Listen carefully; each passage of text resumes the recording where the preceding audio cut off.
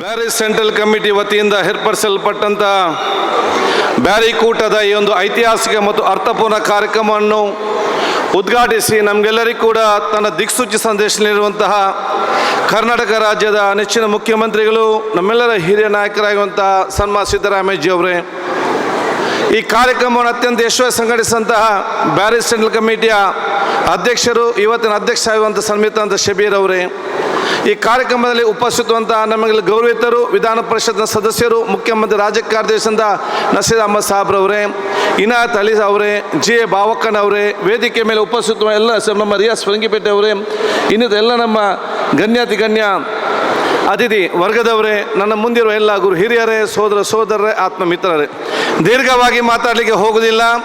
ನಾನಿವತ್ತು ಬ್ಯಾರಿ ಸೆಂಟ್ರಲ್ ಕಮಿಟಿಯ ಅಧ್ಯಕ್ಷ ಅಂತ ಶಬೀರ್ ಅವರನ್ನು, ಈ ಸಮಿತಿಯ ಸರ್ವ ಸದಸ್ಯರನ್ನು, ಈ ಕಾರ್ಯಕ್ರಮಕ್ಕೆ ನೇರವಾಗಿ ಪರೋಕ್ಷವಾಗಿ ಪ್ರತಿಯೊಂದು ಕೂಡ ಇಡೀ ನಮ್ಮ ಕರಾವಳಿ ಜನತೆ ಪರವಾಗಿ ನನ್ನ ಅಭಿನಂದನೆ ಶುಭಾಶಯ ಸಲ್ಲಿಸಲಿಕ್ಕೆ ನಾನು ಇವತ್ತು ಬಯಸ್ತೇನೆ. ಬಹುಶಃ ಇವತ್ತು ಬ್ಯಾರಿ ಕೂಟ ಇವತ್ತು ಬೆಂಗಳೂರಿನಲ್ಲಿ ಏರ್ಪಡಿಸಿದ್ದು, ಇದು ಬೆಂಗಳೂರಿನಲ್ಲಿ ನೆಲೆಸಿ ವಿವಿಧ ಕಾರ್ಯಕ್ರಮ, ಉದ್ಯಮ, ಶಿಕ್ಷಣ ಮತ್ತು ಬೇರೆ ಬೇರೆ ಕೆಲಸಕ್ಕೆ ಮಾಡುವಂತಹ ಎಲ್ಲ ಕೂಡ ಸೇರಿಕೊಂಡು 90% ಬೆಂಗಳೂರಿನಲ್ಲಿ ಇರುವಂಥದ್ದು, 10% ಬೇರೆ ಬೇರೆ ಕಡೆಯಿಂದ ಇವತ್ತು ನಮ್ಮ ಉಮರ್ ಅವರು ಕೂಡ ಬಂದಿದ್ದಾರೆ. ಆದ ಕಾರಣ ಬಹುಶಃ ಈ ಒಂದು ಕೂಟ ಒಂದು ಸೌಹಾರ್ದತೆ ಮತ್ತು ಪ್ರೀತಿಯ ಕೂಟ, ಪರಸ್ಪರ ಒಬ್ಬರಿಗೊಬ್ಬರನ್ನು ಅರ್ಥ ಮಾಡಿಕೊಳ್ಳುವ ಕೂಟ ಇವತ್ತಾಗಿದೆ. ಈ ಒಂದು ಕೂಟದಲ್ಲಿ ಬಡವರು ಇರ್ಬೋದು, ಶ್ರೀಮಂತರಿರ್ಬೋದು, ಕಲಿತವರು ಇರ್ಬೋದು, ಕಲಿಯೋದಿರ್ಬೋದು, ವ್ಯಾಪಾರ ಮಾಡೋದು, ದುಡಿಯೋನಿರ್ಬೋದು, ಆದರೆ ಇಲ್ಲಿ ನಾವೆಲ್ಲರೂ ಕೂಡ ಒಂದೇ ತಾಯಿಯ ಮಕ್ಕಳ ರೀತಿಯಲ್ಲಿ ಅತ್ಯಂತ ಪ್ರೀತಿಯ, ಸೋದರತೆಯ, ಬ್ಯಾರಿಯ ಸಂಸ್ಕೃತಿ ಪರಂಪರೆ ಏನಿದೆ ಅದನ್ನು ನಾವು ಇವತ್ತು ಪರಿಚಯ ಮಾಡಲಿಕ್ಕೆ ಇವತ್ತು ಕೊಟ್ಟಿದ್ದೇವೆ. ಇವತ್ತಿನ ಕಾರ್ಯಕ್ರಮ ಅದು ಒಂದು ದಿವಸದ ಬ್ಯಾರಿ ಕೂಟ ಮಾತ್ರ ಅಲ್ಲ. ಇವತ್ತಿನ ಕಾರ್ಯಕ್ರಮ ಅದು ಬ್ಯಾರಿ ಸಮುದಾಯದ ಸಂಸ್ಕೃತಿ ಏನಿದೆ, ಪರಂಪರೆ ಏನಿದೆ, ಆಚಾರ ಏನಿದೆ, ವಿಚಾರ ಏನಿದೆ, ಸಂಸ್ಕೃತ ಕಾರ್ಯಕ್ರಮ ಏನಿದೆ ಅದನ್ನು ಬಹಳ ಅರ್ಥಪೂರ್ಣವಾಗಿ ಸಂತೋಷದಲ್ಲಿ ಆಚರಿಸುವ ಜೊತೆಯಲ್ಲಿ ಎಲ್ಲ ನಮ್ಮ ಸಂಸ್ಕೃತಿ ಮತ್ತು ಪರಂಪರೆಯನ್ನು ಯುವ ಜನಾಂಗ, ವಿದ್ಯಾರ್ಥಿ ಸಮುದಾಯ ಮಾತ್ರ ಅಲ್ಲ, ಮುಂದಿನ ಪೀಳಿಗೆಗೆ ವರ್ಗಾಯಿಸುವಂಥ ಒಂದು ಟ್ರಾನ್ಸ್ಫಾರ್ಮೇಷನ್ ಪ್ರೋಗ್ರಾಮ್ ಅಂತ ನಾನು ಹೇಳಲಿಕ್ಕೆ ನಾನು ಇವತ್ತು ಬಯಸುವಂಥದ್ದು. ಅದಕ್ಕಾಗಿ ನಾನು ಶಬೀರ್ ಅವ್ರಿಗೆ ವಿಶೇಷ ಅಭಿನಂದನೆ ಸಲ್ಲಿಸಲಿಕ್ಕೆ ಬಯಸ್ತೇನೆ. ಅದೇ ತಾವೆಲ್ಲರೂ ಕೂಡ ಬೇರೆ ಬೇರೆ ಕೈಲಿ ತಾವು ದುಡಿತಿದ್ದೀರಾ, ಬ್ಯಾರಿಗಲ್ಲಿ ಯಾವಾಗಲೂ ಕೂಡ ಸಾಹಸಿಗರು. ನಾನು ಯಾವ ಕೂಡ ಹೇಳ್ತಾ ಇರ್ತೇನೆ, ದುಡಿಮೆಗೆ ವಿಶೇಷವಾಗಿ ಆ ಒಂದು ಶಕ್ತಿ ಇರುವಂಥ ಸಮುದಾಯ ಅಂತ ಹೇಳಿದರೆ ಅದು ಬ್ಯಾರಿ ಸಮುದಾಯ ಅಂತ ಹೇಳಲಿಕ್ಕೆ ಬಯಸ್ತೇನೆ.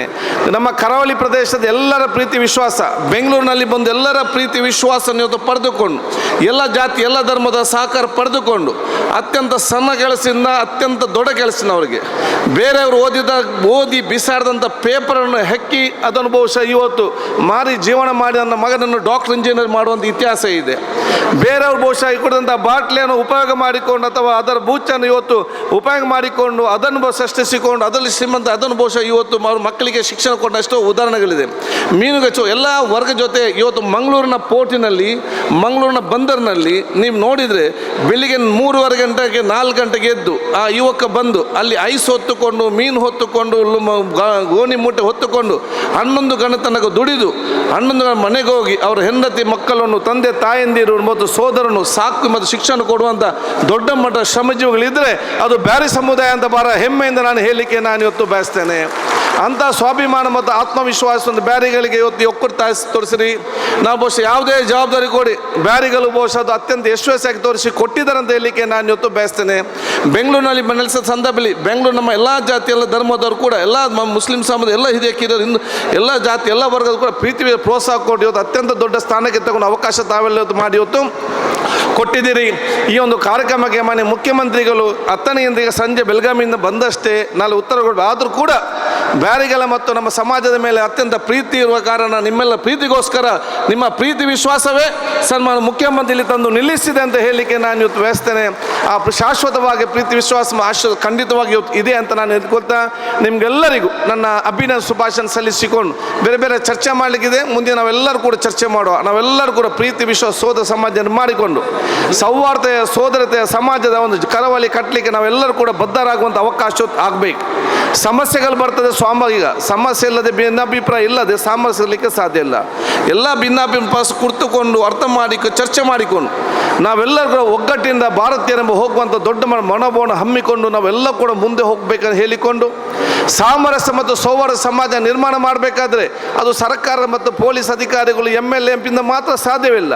ನೀವೆಲ್ಲರೂ ಕೂಡ ಪ್ರತಿಯೊಬ್ಬರು ಕೂಡ ಎದ್ದು ನಿಂತು ಭುಜಕ್ಕೆ ಭುಜ ಕೊಟ್ಟು ನಮಗೆ ಪ್ರೀತಿಯ ಸೌಹಾರ್ದ ಸಮಾಜದ ಸಾಮರಸ್ಯ ಸಮಾಜ ಕಟ್ಟಬೇಕಂತೇಳಿ ನೀವೆಲ್ಲರೂ ಕೂಡ ಕೈ ಜೋಡಿಸಿದ ಯಶಸ್ವಿ ಆಗ್ತದೆ. ಆ ಕೈಯನ್ನು ತಾವೆಲ್ಲ ಕೊಡಬೇಕಂತ ನಾನು ಕೂಡ ಹೇಳಲಿಕ್ಕೆ ನಾನು ಬಯಸಿ ನಿಮ್ಮೆಲ್ಲರ ಆಶೀರ್ವಾದ ಮುಖಾಂತರ ನನ್ನ ರಾಜ್ಯದ ಬಹುಶಃ ನಾನು ಅತ್ಯಂತ ಅದೃಷ್ಟವಂತ. ನಾನು ಸನ್ಮಾನ್ಯ ಸಿದ್ದರಾಮಯ್ಯನವರ ಆ ಸಾಮಾಜಿಕ ಕಳಕಳಿಯ ಅವರು ಮುಖ್ಯಮಂತ್ರಿ ಆಗಿದ್ದಾಗ ನಾನು 5 ವರ್ಷ ಸಚಿವ ಸಂಪುಟದಲ್ಲಿ ಸದಸ್ಯನಾಗಿದ್ದುಕೊಂಡು ಹಲವಾರು ಅವರ ಅನುಭವ ವಿಶೇಷ ನನಗೆ ಪಡ್ಕೊಳ್ಳುವಂಥ ಅವಕಾಶ ಆಗಿದೆ. ನಾನು ಒಂದೇ ಉದಾಹರಣೆ ಹೇಳಲಿಕ್ಕೆ ಸಾಮಾಜಿಕವಾದ ಕಳಕಳಿ ಚಿಂತನೆ ಹೇಗಿದೆ ಅಂತ ಹೇಳಿದರೆ ನಾನು ಒಂದೇ ಉದಾಹರಣೆ ನಾನು ಹೇಳಲಿಕ್ಕೆ ನಿಮಗೆ ಬಯಸುವಂಥದ್ದು. ಒಂದು ದೊಡ್ಡ ಮಟ್ಟ ಸಂಸ್ಥೆಗೆ ಒಂದು ಡೈರೆಕ್ಟರ್ ಪೋಸ್ಟ್ ಇತ್ತು. ಆ ಪೋಸ್ಟಿಗೆ ಯಾರನ್ನು ನೇಮಕ ಮಾಡಬೇಕಂತ ಹೇಳಿದಾಗ 2-3 ಹೆಸರಿತ್ತು. ನಾನು ಮತ್ತು ಶರಣ್ ಪ್ರಕಾಶ್ ಪಟೇಲ್ ಸಾಹೇಬ್ರ ಹತ್ರ ಹೋದೆವು ಫೈಲ್ ತಗೊಂಡು. ಯಾರೆಲ್ಲ ಇದ್ದಾರೆ ಅಂತ ಕೇಳಿದಾಗ 2-3 ಹೆಸರು ಹೇಳಿದೆವು. ಆಗ ಮುಖ್ಯಮಂತ್ರಿಯಲ್ಲಿ ಮಾತು ಆ ಒಂದು ಸಣ್ಣ ಮೈನ್ಯೂಟ್ ಕಮಿಟಿ ಒಬ್ಬ ಜನ ಇದ್ದಾರಲ್ಲ ಅವ್ರು ಯಾಕೆ ಸಾಧ್ಯವಿಲ್ಲ ಅಂತೇಳಿ. ಆಗ ನಾನು ಮತ್ತು ಶರಣ್ ಪ್ರಕಾಶ್ ಪಟೇಲ್ ಅವ್ರಿಗೆ ಅವರು ವೃತ್ತಿಯಲ್ಲಿ ಮಾತ್ರ ಇದ್ದಾರೆ, ಅಡ್ಮಿನಿಸ್ಟ್ರೇಷನ್ ಆಡಳಿತ ಅವ್ರಿಗೆ ಅಷ್ಟೇನು ಗೊತ್ತಿರೋದಿಲ್ಲ, ಆದವ್ರ ಕಷ್ಟ ಅಂತ. ಆಗ ಹೇಳಿದ ಒಂದೇ ಮಾತು ನಮಗೆ ಈಗಲೂ ಕೂಡ ದೊಡ್ಡ ಪಾಠ.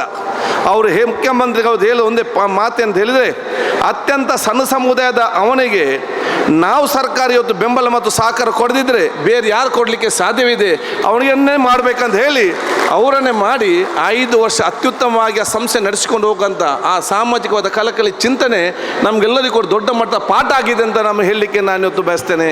ಇದೀಗ ನಾನು ಅವರ ಕಾಲದಲ್ಲಿ ರಾಜ್ಯ ವಿಧಾನಸಭೆ ಸಭಾಧ್ಯಕ್ಷ ಕೂತ್ಕೊಂಡು ಅವಕಾಶ ಎಲ್ಲರ ಅವರ ಆಶೀರ್ವಾದ ಮುಖಾಂತರ ಇವತ್ತು ನನಗೆ ಆಗಿದೆ. ನಾನು ಸಭಾಧ್ಯಕ್ಷ ವಹಿಸಿಕೊಂಡ ಸಂದರ್ಭದಲ್ಲಿ ಭಾಳ ಚರ್ಚೆ ಇತ್ತು. ಬಹುಶಃ ಇದು ಕನ್ನಡ ಸರಿಯಾಗಿ ಮಾತಾಡಲಿಕ್ಕೆ ಬರದಿಲ್ಲ, ನಿಭಾಯಿಸಲಿಕ್ಕೆ ಸಾಧ್ಯ ಉಂಟಾ? ವಯಸ್ಸಿನಲ್ಲಿ ಬೇರೆಯವ್ರಿಗಿಂತ ಕಿರಿಯರಾಗಿದ್ದವ್ರಿಗೆ ನಿಭಾಯಿಸಲಿಕ್ಕೆ ಸಾಧ್ಯ ಉಂಟಾ? ಸರಿಯಾಗಿ ಇವತ್ತು ಕರಾವಳಿ ಪ್ರದೇಶದ ತುಳು ಮತ್ತು ಬ್ಯಾರಿ ಮಾತಾಡೋರಿಗೆ ಇದು ನಿಭಾಯಿಸಲಿಕ್ಕೆ ಸಾಧ್ಯ ಉಂಟಂತ ಭಾಳ ಚರ್ಚೆ ಇತ್ತು. ಆದ ಭಾಳ ಹೆಮ್ಮೆಯಿಂದ ಹೇಳಲಿಕ್ಕೆ ನಾನು ಇವತ್ತು ಬಯಸ್ತೇನೆ. ಯಾರು ಸಾಧ್ಯವಿಲ್ಲ ಅಂತ ಎನಿಸಿಕೊಂಡಿದ್ರೆ ಅದು ಸಾಧ್ಯವನ್ನಾಗಿ ಮಾಡಿ ಕರಾವಳಿಯ ತುಳು ಮತ್ತು ಬ್ಯಾರಿ ಮಾತಾಡಿ ತೋರಿಸಿ ಕೊಟ್ಟಿದ್ದಾರೆ ಅಂತ ಹೇಳಲಿಕ್ಕೆ ನಾನು ಇವತ್ತು ಬಯಸಿ ಅದಕ್ಕಾಗಿ ನಿಮ್ಮೆಲ್ಲರ ಆಶೀರ್ವಾದ ಇರಲಿ. ನಾನು ಈ ಬ್ಯಾರಿ ಸೆಂಟ್ರಲ್ ಕಮಿಟಿಯ ಅಧ್ಯಕ್ಷ ಸದಸ್ಯರನ್ನು ನಾನು ವಿಶೇಷವಾಗಿ ನಾನು ಅಭಿನಂದಿಸಿ ದುಶ್ಚಟ ಮುಕ್ತ ದ್ವೇಷ ಮುಕ್ತ ಸಮಾಜ ನಿರ್ಮಾಣ ಮಾಡಲಿಕ್ಕೆ ನಾವೆಲ್ಲರೂ ಕೂಡ ಮುಂದಾಗಬೇಕು. ಸರ್ಕಾರಕ್ಕೆ ನಮ್ಮ ಸಂಪೂರ್ಣ ಸಹಕಾರಕ್ಕೆ ಹೇಳಿಕೊಂಡು ನನ್ನೆರಡು ಮಾತು ಮುಗಿಸ್ತಾ ಮತ್ತೊಮ್ಮೆ ಮಾನ್ಯ ಮುಖ್ಯಮಂತ್ರಿಗೆ ಮತ್ತು ಕಾರ್ಯದರ್ಶಿಗೆ ನಾನು ಸಲ್ಲಿಸಿ ನಿಮಗೆಲ್ಲರಿಗೂ ಕೂಡ ಅಭಿನಂದನೆ ಸಲ್ಲಿಸ್ತೇನೆ. ಜೈ ಹಿಂದ್.